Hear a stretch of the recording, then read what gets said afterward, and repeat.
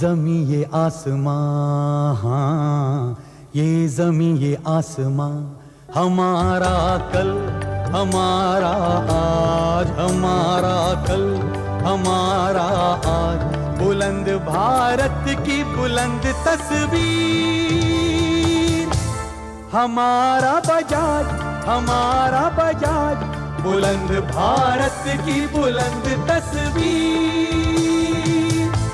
हमारा बजाज।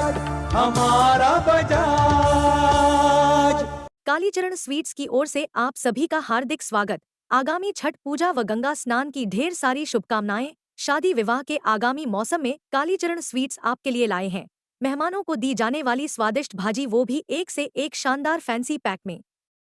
अगर आपके यहाँ भी कोई ऐसा अवसर है तो आज ही अपने मेहमानों की भाजी का ऑर्डर बुक कराएं। हमारा पता है कालीचरण स्वीट्स, निकट लल्ला बाबू चौराहा, KP रोड, बुलंदशहर। राजे महाराजे जैसी शान वाले डबल बेड शानदार डिजाइन के साथ, मखमली सोफे, डिजाइन इन कबर्ड, सेंटर टेबल आदि की शानदार वैरायटी। दाम किफायती, मटेरियल दमदार। महाराजा शोरूम, कामना ज्वेलर्स के सामने, राजे बाबू रोड, बुलंदशहर। हमारे यहाँ बजाज फाइनेंस द्वारा EMI की सुविधा भी उपलब्ध है। Some of us were supposed to speak last, including Kharge ji, but to release some of our precious and treasured guests, we are changing the sequence. Honorable Congress President Kharge ji, on his 80th birthday, when a book was released as a fetch script, I was privileged to write a piece in it, and the title of that was Diverse Peaks Conquered, but the Best is Yet to Come.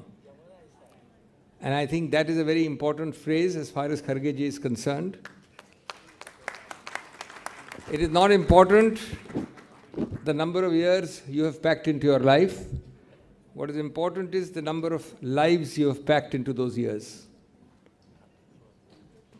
Mr. K.C. Venugopal,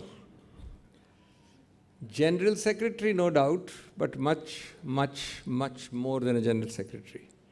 I like to think of him as a principal troubleshooter and problem solver. He's tasked with so many bewildering diversities, special tasks, that it's a very special privilege for him to find time, and he knows that I had to threaten him with an injunction before he had to change his programs for Kerala, but it's very, very sweet of him to be here. Ashok ji, Gehlot ji brings with him the fragrance of my home state, Rajasthan. Very nice of him to be here. Ramesh Chenithala ji, whose very special baritone in Hindi you will hear shortly, a very pleasing baritone. He and I have worked together on many issues. And of course, he is responsible in a major way to make this happen. Because we are wholly non-resident, he is temporarily non-resident, or resident in fact, temporarily resident here. Supriya ji is expected shortly, and I will greet her when she comes. She has been involved and she should be here, a colleague of mine for many years in the Rajya Sabha. Mr. Aditya Thackeray has also promised to come. He talked to me personally, and he should be here possibly when some of our guests have left. We have a very special representative, supposedly of the Shiva Sena, Priyanka ji. This is an Agadi function, by the way. It's not a Congress function only. But most of our colleagues in Parliament still treat her as part of the Congress. So, of course, she's now more a Delhi wala than a Mumbaikar, which may be a demotion because Mumbaikars are a notch above. All the other special guests on the dais, Mr. Avinash Pandey, above all Mr. Nasir Hussain, to whom I owe a very, very special debt of gratitude. Our media department honchos, Mr. Khera and Mr. Charan Singh Sapra here. A very dedicated team of youngsters who have made this program happen. But before that, Mr. Praveen Chakravarti, who heads the department of our close cousins, other professionals other than lawyers, although lawyers like to think of themselves as the only professionals. And he has been a very great help in adding his moral and his physical force to this function, and I greet him on the stage. Mr. Gurdeep Sappal, our dear friend from Delhi,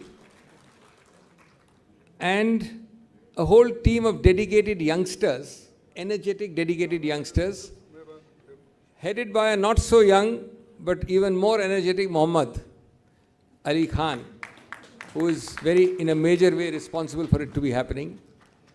A lot of our colleagues, important colleagues in the second row, Mr. Vipul Maheshwari, who was with me when I headed this department 13, 14 years ago in 2010-11. Mr. Pranav Jha has defected from the media department to the CP's office. And of course, I'm very sorry, you were hidden behind a very important member of the Agadi, the AAP representative. Somebody should find a chair here for her. Ms. Preeti from the AAP party. I'm sorry if I missed out anybody, but this is. Doston, Mr. Tushar Gandhi is also there. My apologies, sir. You are most welcome. You are most welcome. मेरा सौभाग्य है कि मेरे बिरादरी के वकीलों वाले प्रबुद्ध समाज की इतनी तादाद में लोग यहाँ हैं. विशेष रूप से जो अन्य प्रोफेशनल हैं, पेशेवर हैं, वकीलों के अलावा वो भी हैं. आप लोग, मेरा मानना है, कांग्रेस का ब्रह्मास्त्र हैं. You are a weapon of mass power for any political party and for the constituents of the Agadi, not merely the Congress. आपका जो प्रशिक्षण है, ट्रेनिंग है, वो आप सबको एक पैना औजार बनाता है.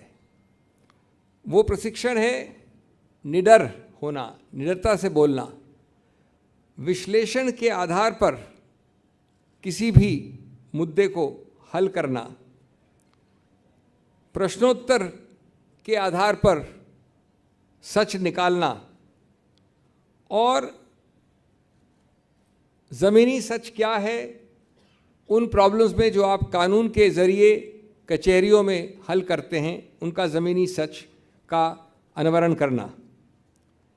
ये कोई संयोग ही नहीं है, अनायास बात नहीं है कि राजनीतिक, सामाजिक, सार्वजनिक जीवन में कितने अभियानों के अग्रणीय पंक्ति में वकील समुदाय खड़ा है. गांधी, ये कोई संयोग नहीं है कि 1885 में, 1885 में जब पहला अधिवेशन हुआ तो उसके अध्यक्ष थे उमेश चंद्र बैनर्जी, एक बड़े सफल बैरिस्टर कलकत्ता के. गांधी जी ने यहाँ आने के बाद उनको समय नहीं मिला सीधा कानून का इस्तेमाल करने का, लेकिन उन्होंने अपने कई सारे औजार, कई सारे तकनीक, कई सारे अनुसंधान साउथ अफ्रीका में पूरी तरह से एक वकील की हैसियत से किए थे. मोतीलाल नेहरू के जो रिटर्न्स हैं इनकम टैक्स के उस ज़माने के, जब वो प्रिवी काउंसिल में पेश होते थे, वो देखने लायक हैं. एक तांता है, एक पूरी श्रृंखला है, पटेल से लेके राजगोपालाचारी, लाला लाजपत राय से लेके मदन मोहन मालवीय, CR दास, ये सभी लोग श्रेष्ठतम श्रेणी के वकील ही नहीं थे, स्वतंत्रता संग्राम और संघर्ष में अग्रणीय पंक्ति पे खड़े थे. और इसी के साथ वो भी सभी लोग जो हमारी संविधान, कॉन्स्टिट्यूएंट असेंबली के स्तंभ थे. आखिर आज जब हम बात करते हैं संविधान बचाओ जनतंत्र जिताओ या संविधान की मूल्यों की बात करते हैं, तो उन मूल्यों को कार्यान्वित किया, पहले सोचा, उनकी संरचना की और फिर कार्यान्वित किया कॉन्स्टिट्यूएंट असेंबली में, संविधान सभा में ऐसे लोगों ने जिनका कानून से बहुत निकट जुड़ाव था. राजेंद्र प्रसाद, बाबा साहब तो खैर सबसे प्रमुख उसमें. और कम लोग जानते हैं कि हमारा जो प्राकथन है, प्रियम्बल है, एक प्रकार से उसके प्रमुख निर्माता थे जवाहरलाल नेहरू, जिन्होंने ऑब्जेक्टिव्स रेजोल्यूशन बनाने में एक बहुत बड़ा हाथ किया था, जो बाद में प्राकथन बना था. इन सब की कार्यशैली थी सोचना और हल करना मुद्दों को वकील के अप्रोच द्वारा, कानून के अप्रोच द्वारा, और उससे बड़ी थी धारणा कि संस्थाओं को और संस्थाओं की मूल्यों को निर्माण करके एक नया देश, एक नया गणतंत्र बनाया जाए। और यही सब मूल्य हैं जिनका आप जिक्र सुनते हैं, पाते हैं हमारे प्राकथन प्रियम्बल में।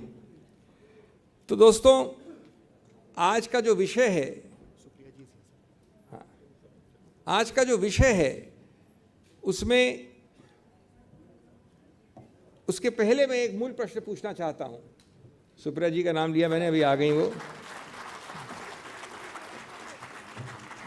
हमारी स्पेशल कॉलीग हैं राज्यसभा में, अब डिफेक्ट कर गई हैं लोकसभा में। इनके चैरिटेबल एक्टिविटीज़ का मैं आपको बयान दूं तो ये महाराष्ट्र से लेकर उड़ीसा तक चलती हैं। And she is a woman with a heart beating for the under privilege. She does a wide diversity of many activities like that, and I welcome her. In fact, I must share with you that Sharat ji talked to me personally and said, but for the fact that he is in Bid, which is not close to Mumbai, he said he had all intentions to come here, apart from the fact that we are actually under his direct jurisdiction, this being his actual office, this building and this place. But we are so happy to have you, Supriya ji. तो मैं एक इस theme के ऊपर शुरू करने से पहले एक मूल प्रश्न से शुरू करना चाहता हूँ। एक बड़ी विचित्र बात है। ये प्रश्न पूछें आप कि क्यों हुआ ये कि 1930 और 60 के बीच में कई देश उपनिवेशवाद से, साम्राज्यवाद से, इंपीरियलिज्म, कॉलोनियलिज्म से निकले। 30 से 60 देश ऐसे निकले। कोई ब्रिटिश उपनिवेश से, कोई डच कॉलोनियलिज्म से, कोई फ्रेंच से, इत्यादि इत्यादि। और ये एशिया में, अफ्रीका में, ऑस्ट्रेलेशिया में, साउथ अमेरिका में छितरे हुए हैं। और इन सब को देखें अगर आप तो खंडर मिलेंगे आपको यहाँ पर संविधान के, कॉन्स्टिट्यूशनलिज्म के, संविधान के मूल्यों के। तो ये बड़ा रोचक प्रश्न है कि एक सिर्फ भारत उस 40, 50, 60 देशों में है जो इंपीरियलिज्म और कॉलोनियलिज्म से निकला है, जो आज 75 वर्ष बाद एक बहुत ज़बरदस्त गणतंत्र, लोकतंत्र रहा है, बचा हुआ रहा है। तो कहीं ना कहीं तो हमारे निर्माताओं ने, हमारे सूत्रधारों ने सही किया होगा। और इसका मेरे पास कोई जवाब सरल नहीं है कि क्यों हुआ ऐसा। मेरा खुद का जवाब यह है कि हमारी सीक्वेंसिंग सही हुई। गांधी पहले और नेहरू बाद में। गांधी से बड़ा कोई ऐसा राजनीतिज्ञ जो मूल्यों के साथ स्वतंत्रता दिलवा सके, एक आदर्शवादी व्यक्ति, उस पूरे युग में पैदा नहीं हुआ। लेकिन आज़ादी के बाद उन मूल्यों को सुरक्षित रखना, उनको पनपाना, उनको रूट्स देना, जड़ें बढ़ाना, वो नेहरू ने किया।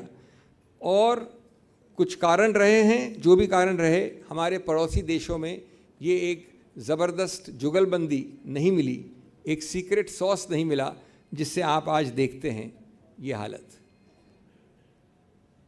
तो दोस्तों, आज जनतंत्र जिताओ या संविधान बचाओ, तो हम इससे क्या मायने क्या है इसका। यद्यपि समय कम है, लेकिन मैं फिर भी संक्षिप्त में बोलना पड़ेगा मुझे कि संविधान के वो कोर मूल्य कौन से हैं।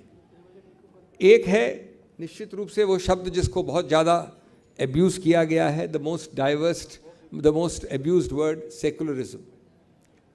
Secularism is actually no generosity which we do to others. It is actually a self-preservation exercise, because we forget that India is planet Earth's most diverse spot. It is the most diverse spot in religion, smell, ritual, dress, ethnicity, race, habit.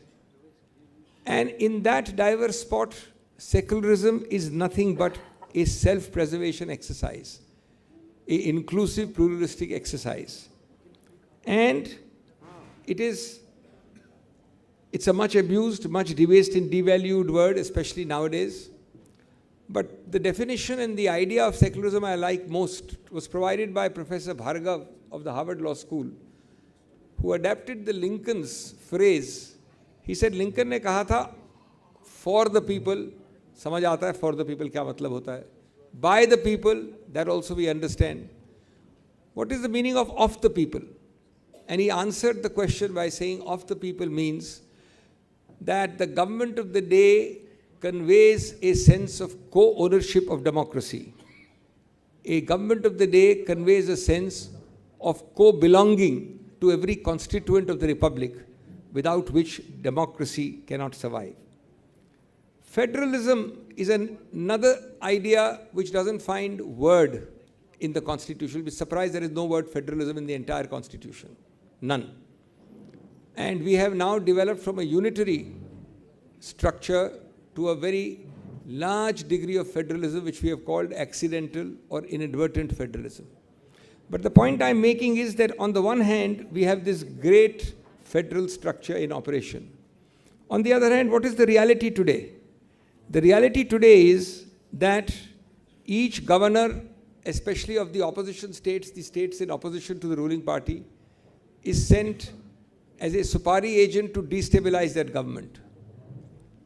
The governor will not pass bills. The governor will delay bills. I have myself appeared for all the states from Stalin's Tamil Nadu to Mamata Banerjee's West Bengal to other states, where bills have to be even presented after Supreme Court orders. And then ultimately, after adding up number of bills, they will be then referred to the president to obstruct governance. CBI goes into states totally contrary to the federal principle. Control freak Sarkar has given you phrases like cooperative federalism and competitive federalism, but has actually been a decimator of federalism. The third value of the Samvidhan which has been forgotten is fraternity, a word in our preamble, but also right from the French and the US constitutions. Fraternity, which links and cross-fertilizes secularism, the ability to carry everyone together, completely forgotten, completely observed in the breach. Parliamentary democracy is a fourth value. And you can see that I'm doing the job of a fan dancer, just touching upon the topic without really covering it because of the time constraint. But parliamentary democracy are two words, not merely democracy.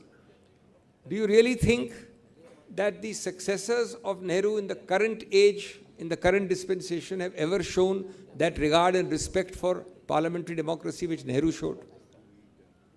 Do you really think that when you suspend 142 members at one go, you show any maturity or regard for parliamentary democracy?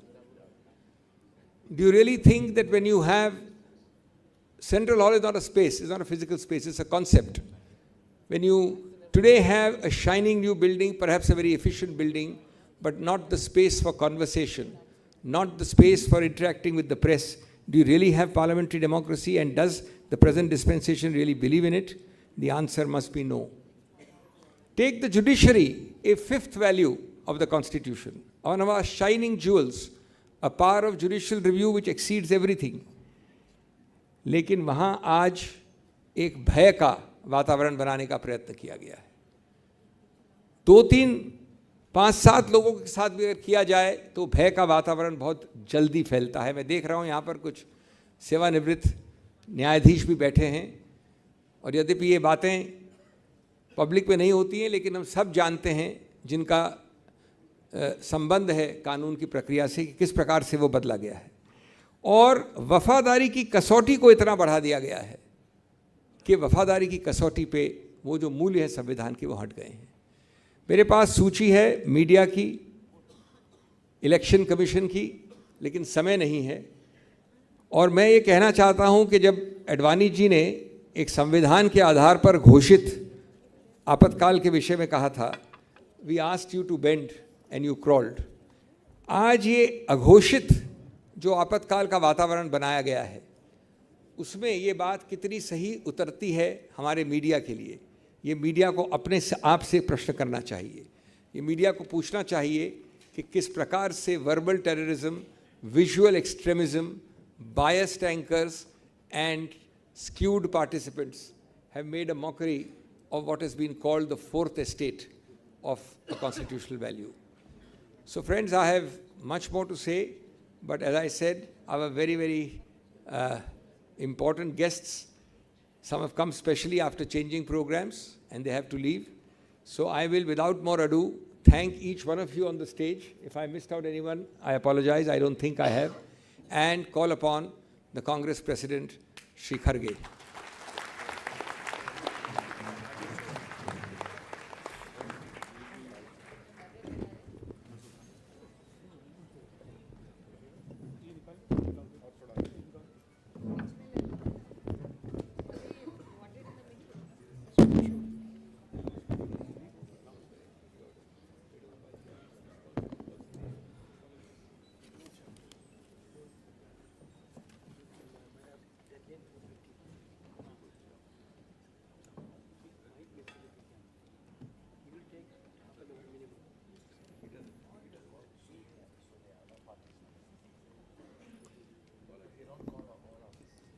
इस मंच पर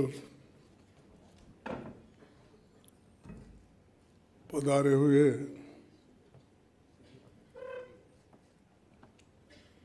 नेतागण,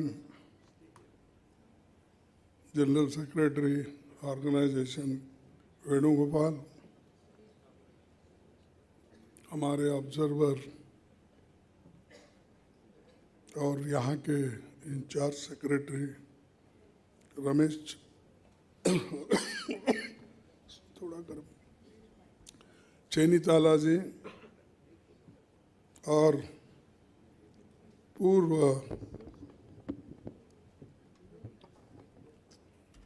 यहाँ रखो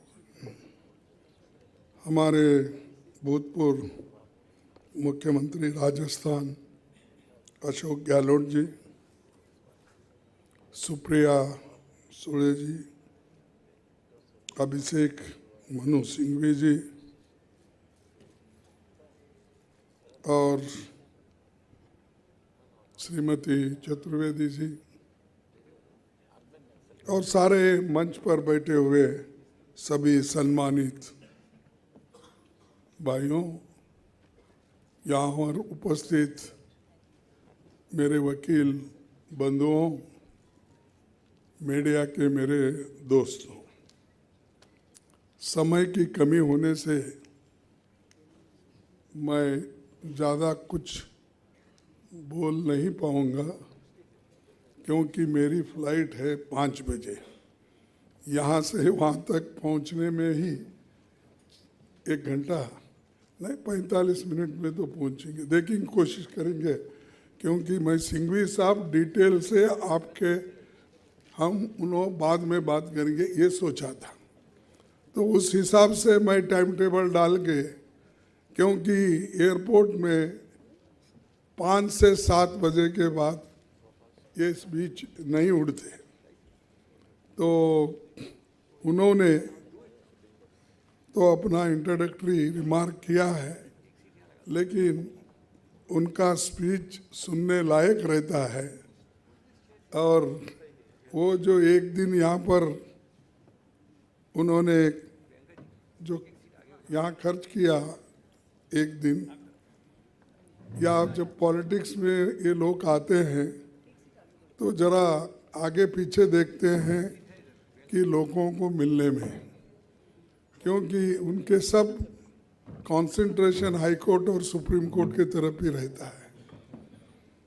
और एक बार ऐसा होता उनको यहाँ जाके भी फ़ायदा क्या है, मैं अगर कोर्ट डाल के सुप्रीम कोर्ट में ठहरा, खटाखट मुझे 10 मिलेंगे, 20 मिलेंगे, 25 मिलेंगे, ऐसा रहता।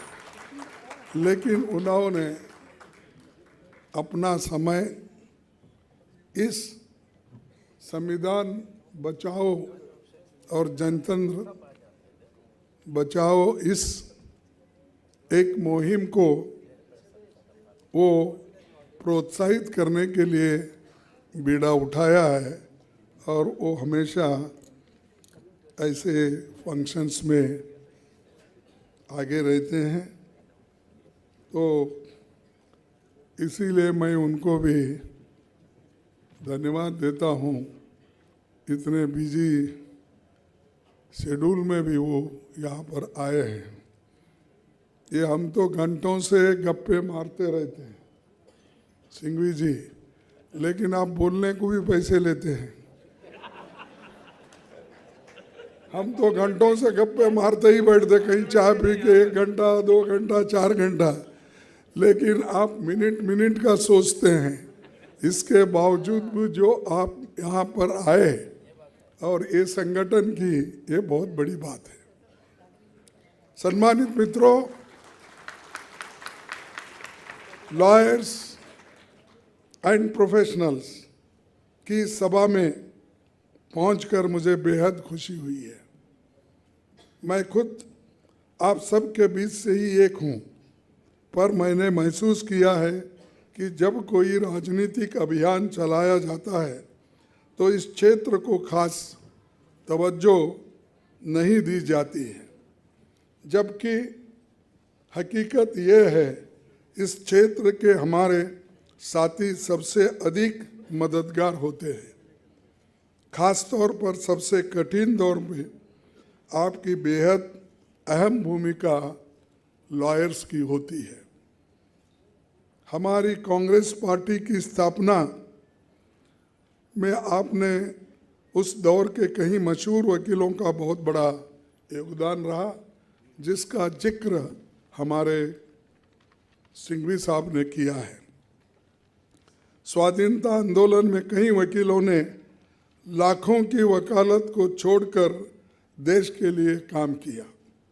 हम इस पार्टी के आधार स्तंभों में से दादा भाई नौरोजी, बाल गंगाधर तिलक, महात्मा गांधी, मदन मोहन मालवीय, मोतीलाल नेहरू, लाला लाजपत राय, देशबंधु चित्तरंजन दास, सरदार पटेल, सी गोपालाचारी, डॉक्टर राजेंद्र प्रसाद और पहले प्रधानमंत्री को मिला। जुलाई 1946 में मैं भारत के संविधान को तैयार करने के लिए संविधान सभा बनी तो डॉक्टर राजेंद्र प्रसाद इसके अध्यक्ष चुने गए। कांग्रेस ने बाबा साहेब जैसे कानूनविद को देश के पहले कानून मंत्री के रूप में सेवा करने के लिए आमंत्रित किया गया। रूढ़ी है, पहले से जो भी प्रैक्टिसेस है वैसे सहज अपर हाउस को लाना चाहिए, डिस्कशन होना चाहिए, वोटिंग होना चाहिए। लेकिन वो क्या करते हैं, हमेशा उसको मनी बिल में कन्वर्ट कर देते। कन्वर्ट करने के बाद क्या है, अब बात करो, डिस्कशन करो, घर को चले जाओ। तो ये इनके ज़माने में बहुत हुआ। अब जरा रोक लगी है उसको, इसलिए रोक लगी है इनकी गवर्नमेंट 400 पार की नहीं है। इनकी गवर्नमेंट, वो खुद भी अब लंगड़े बने हैं, दोनों पैर नहीं है उनको। एक पैर टीडीपी का है, एक पैर नीतीश का है, दो पैरों पे ठहरे हो। अगर एक किसी ने खींच लिया, मोदी जी खत्म, 400 पार बोल के लोगों को डराते थे, वो भी खत्म। अब आपकी माइनॉरिटी में गवर्नमेंट है, इसीलिए कोई भी अहंकार नहीं बताना चाहिए। जो अहंकारी है वो खत्म होगा। इसीलिए वाजपेयी हमेशा गवर्नमेंट की अगर गलती है तो टीका करते थे, क्रिटिसाइज करते थे। अपने उनके उसूल अलग है, हमारे उसूल अलग है, उनकी आइडियोलॉजी अलग है, हमारी आइडियोलॉजी अलग है। फिर भी एक दूसरे से मिलने से, बात करने से वो घबराते थे नहीं। घबरा के मोदी जी किसी से बात भी नहीं करते, यहाँ तक कि हमारे प्रेस भाइयों से नहीं मिलते। मुंबई में मिलते शायद, क्योंकि बड़ा शहर है, डरते नहीं होंगे। यहाँ प्रेस कॉन्फ्रेंस हुए करते होंगे, नहीं? प्रेस कॉन्फ्रेंस नहीं करते? अरे ये कैसा है भाई? देश का प्रधानमंत्री तो सबका साथ सबका विकास चाहता है, लेकिन प्रेस से नहीं मिलता।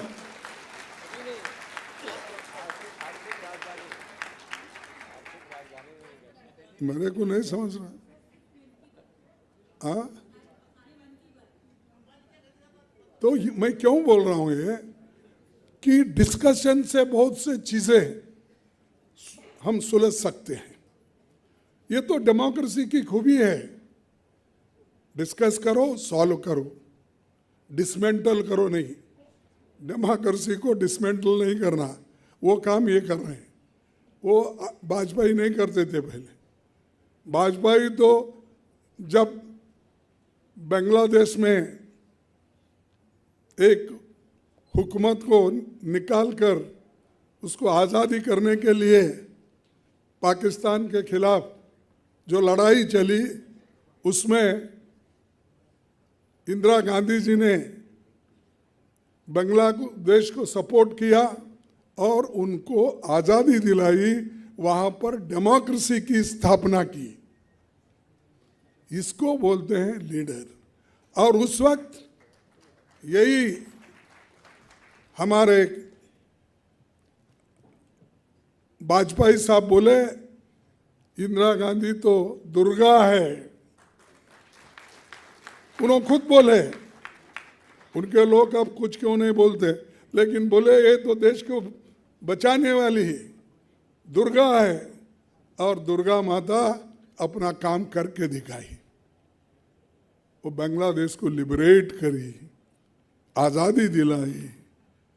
इसीलिए उनके मुंह से ये शब्द निकले। पंडित जी की तारीफ भी करते थे, पंडित जी उनकी तारीफ करते थे। एक ना एक दिन एक जो सदस्य है इस देश का बहुत बड़ा ओहदा संभालेगा, ये वो कर। अब हम देखते हैं वहाँ मोदी भी लड़ते हैं, हम लोग भी लड़ना पड़ता है, एक दूसरे को बाचाबाची करते हैं, जैसा वो पाकिस्तान में चल रहा देखिए असेंबली में। तो कहने का मेरा मकसद है, संविधान का ठीक ढंग से अगर पालन नहीं हुआ, हम एक दूसरे से अगर नहीं मिले, देश को एकता के साथ अगर नहीं रखे, तो देश बर्बाद हो जाएगा। ये कटोंगे मटेंगे क्या है, बटोंगे तो कटोंगे, एक है तो सब है, क्या बोले, हाँ एक है तो सेफ है। अब सेफ नहीं है क्या देश? नहीं, अब कोई खतरा है देश में। अगर खतरा किसी से है तो आरएसएस और बीजेपी से ही खतरा है।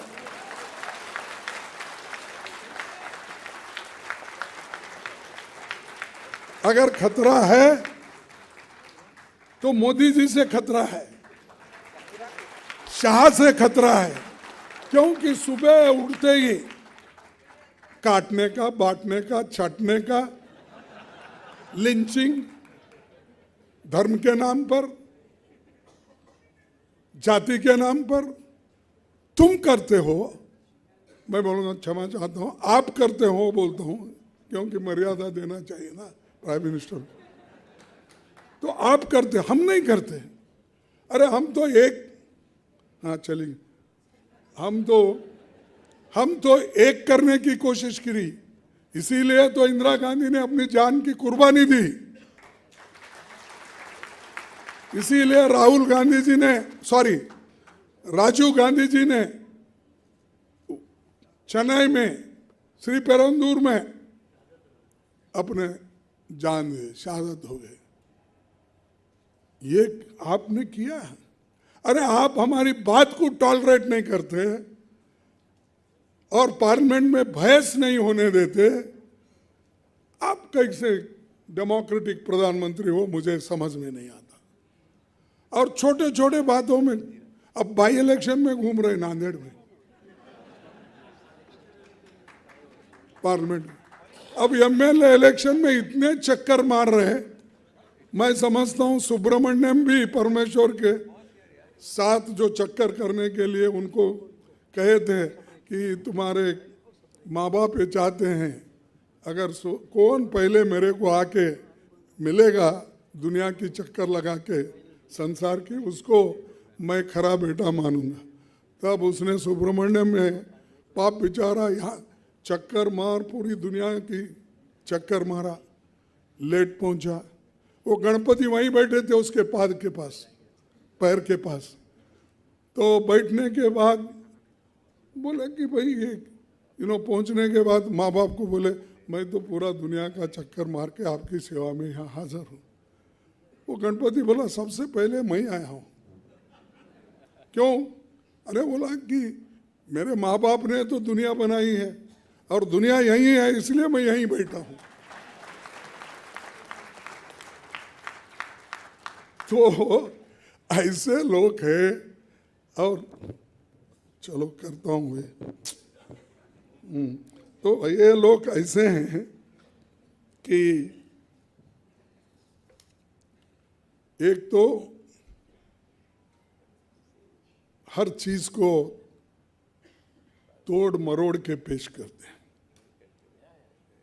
और करके लोगों को डिवीजन करते हैं और लोगों को बांटते हैं।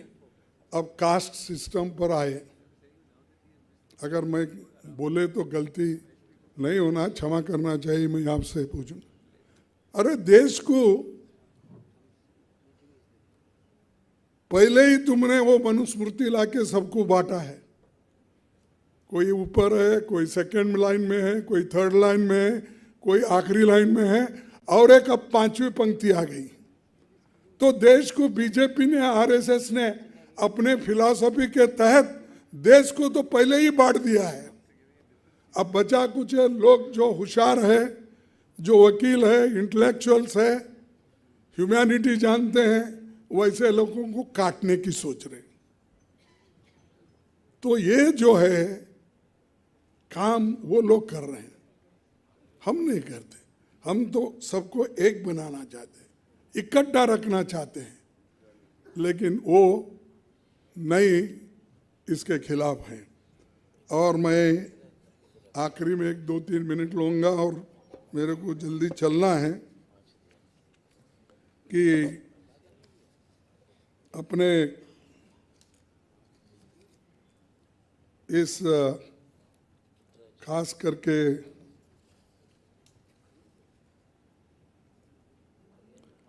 जो मोदी जी ने एक मुहिम चलाई, वो क्या है, जो सरकार ये उनकी नहीं बन सकती वहाँ पर ईडी लगाने का, सीबीआई का, सीवीसी का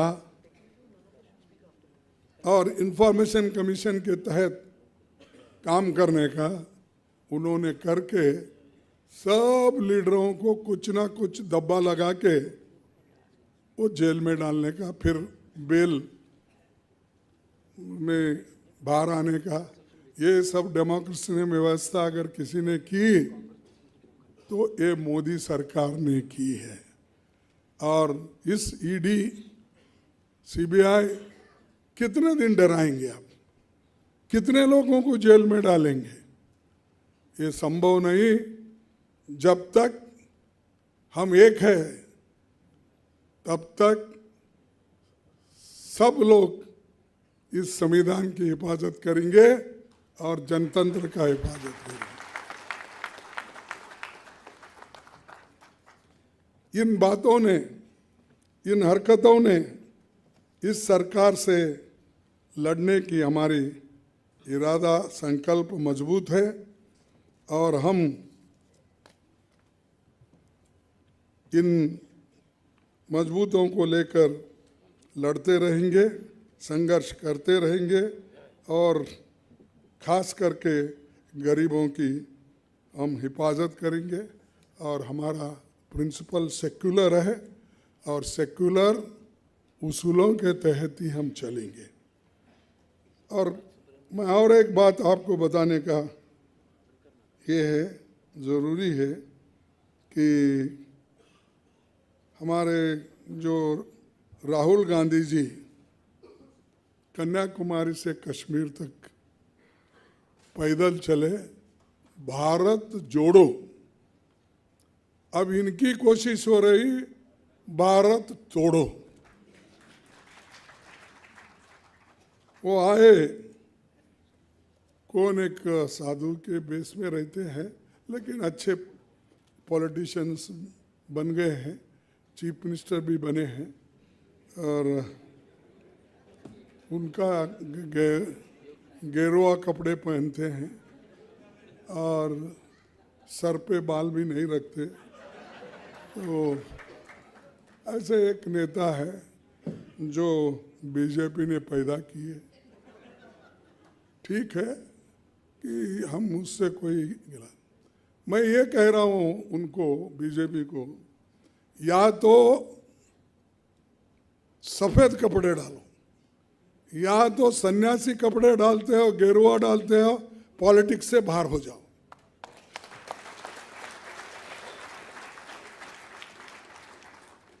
भाई उसकी पवित्रता क्या रही? एक तरफ गेरुआ कपड़े डालते हो, जज साहब आपको पूछ रहा हूँ, हाँ? एक तरफ गेरुआ कपड़े डालते हो, दूसरों को उपदेश करते हो, बटेंगे तो कटेंगे बोलते हो, और ये क्यों डाले? अरे आपका काम तो है सबको जोड़ना, सबसे प्रेम से बात करना, सबको एक रखना।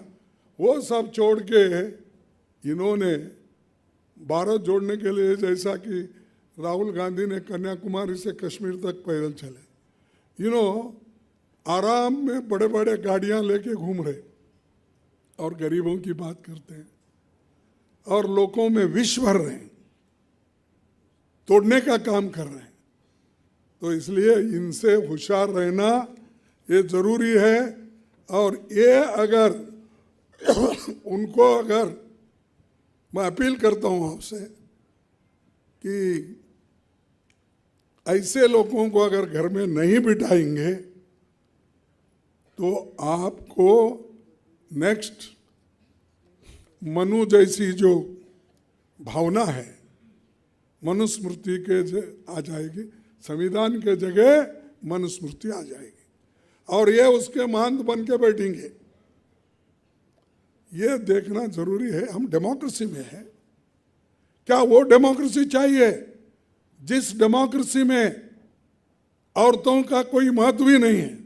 यहां तक कि रिसेंटली अमेरिका का इलेक्शन देखे होंगे आप, आज तक इतने प्रोग्रेसिव स्टेट समझा जाता है, रिच स्टेट समझा जाता है, डेमोक्रेटिक स्टेट समझा जाता है, आज तक कोई महिला वहां पर प्रेसिडेंट नहीं बनी।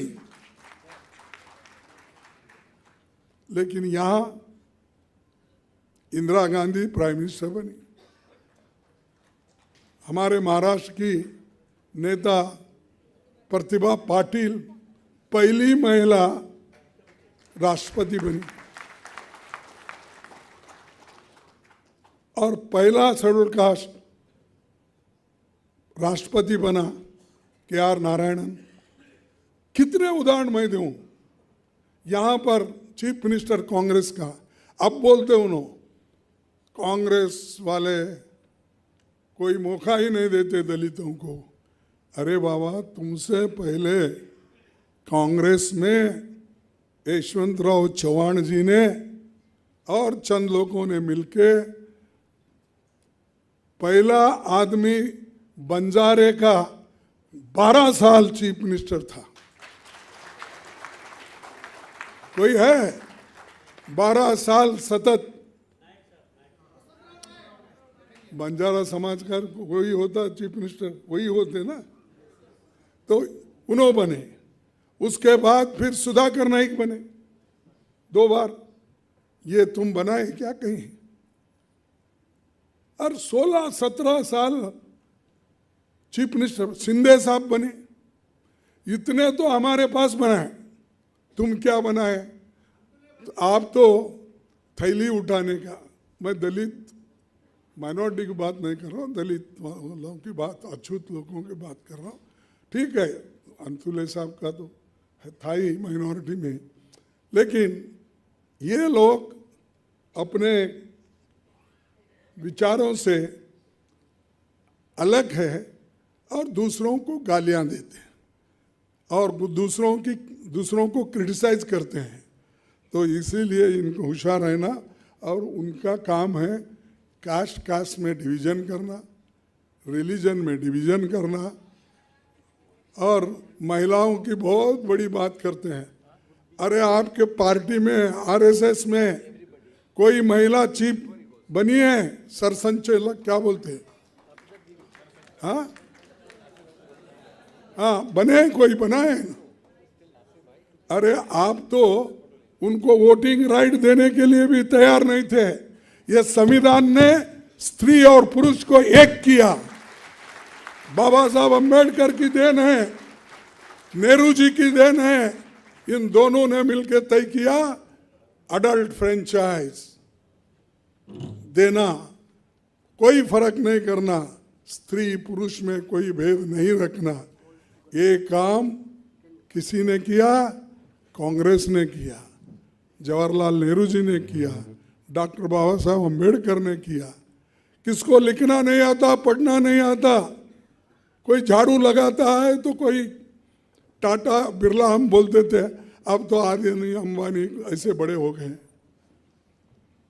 ये लोगों के लिए है समझते थे, लेकिन आज जो हथियार आपके पास है वो हथियार का सही उपयोग करो, नहीं तो हमको मिली हुई आज़ादी, वोट की आज़ादी, नेता चुनने की आज़ादी, चीफ मिनिस्टर चुनने की आज़ादी, प्राइम मिनिस्टर चुनने की आज़ादी, ये खत्म हो जाएगा।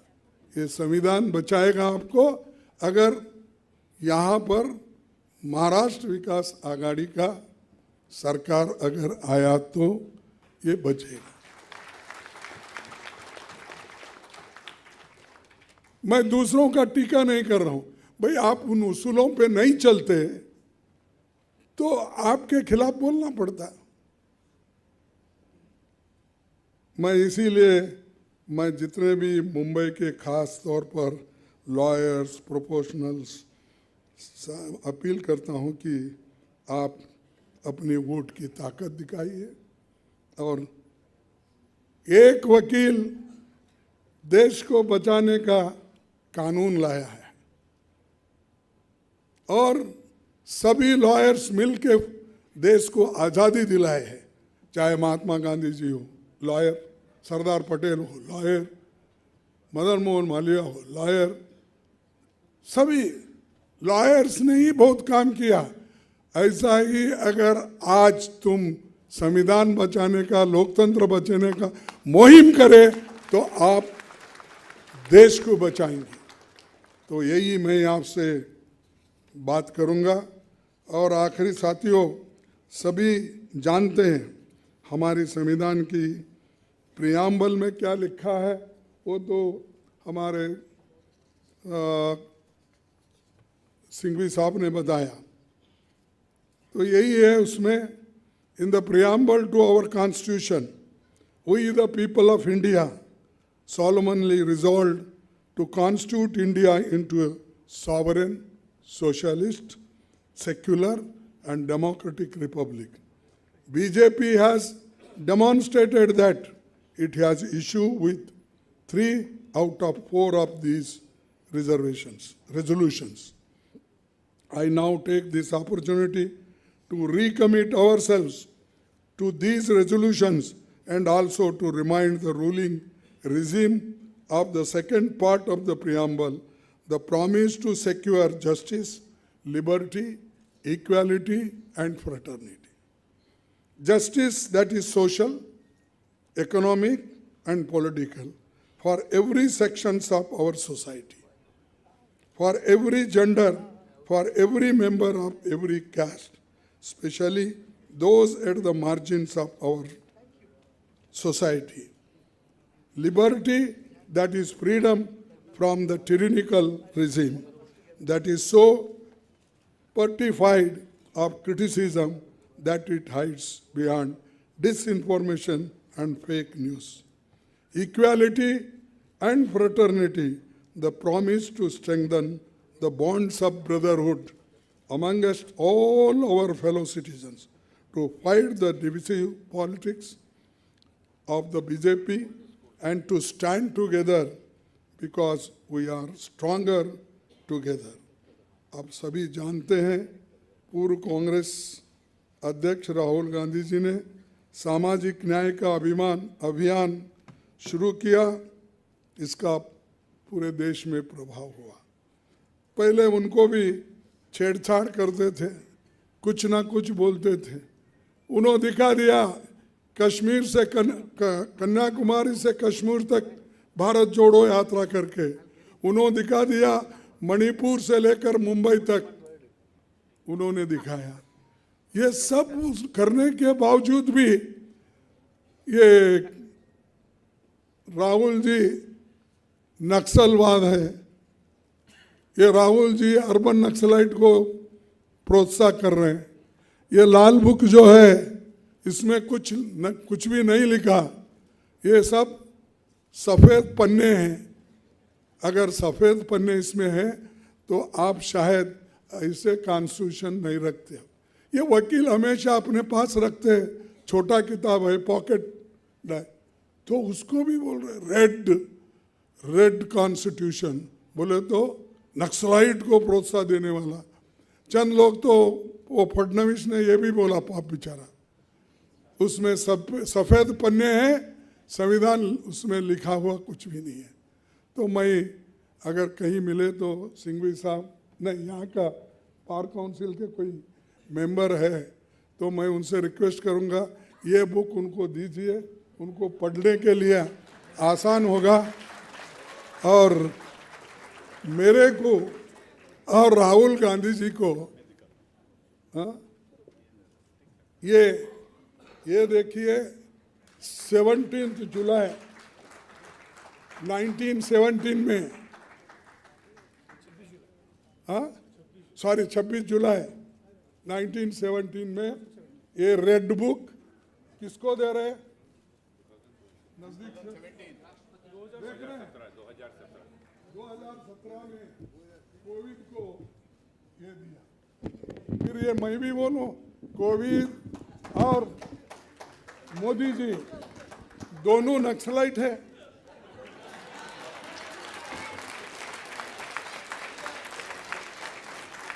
ये अर्बन नक्सलाइट है। तो ऐसे झूठ बोलते हैं, इसीलिए मैं उनको बोलता हूँ, बाबा तुम झूठ बोल बोल के दुनिया को बर्बाद मत करो, देश को बर्बाद मत करो। देश आज तक संभाल के चला है, कांग्रेस वालों ने संभाल के रखा है। तुम इसको बर्बाद करके सबको कचरा उठाने के लिए मत बोलो। थैंक यू, धन्यवाद।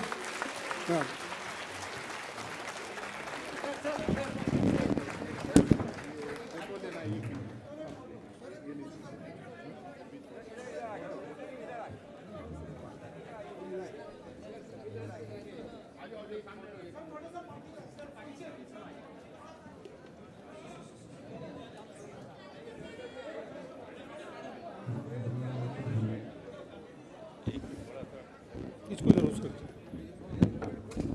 नहीं,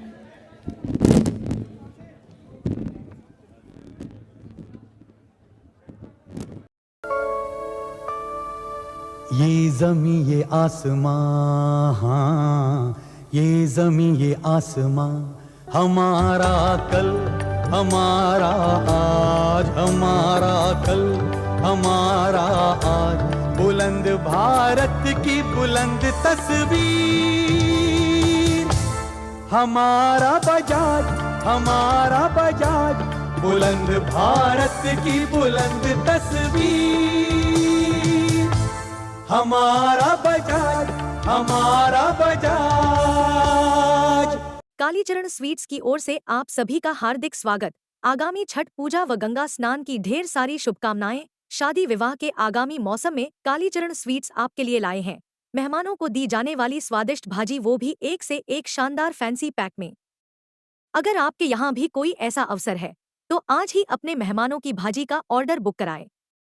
हमारा पता है कालीचरण स्वीट्स, निकट लल्ला बाबू चौराहा, KP रोड, बुलंदशहर।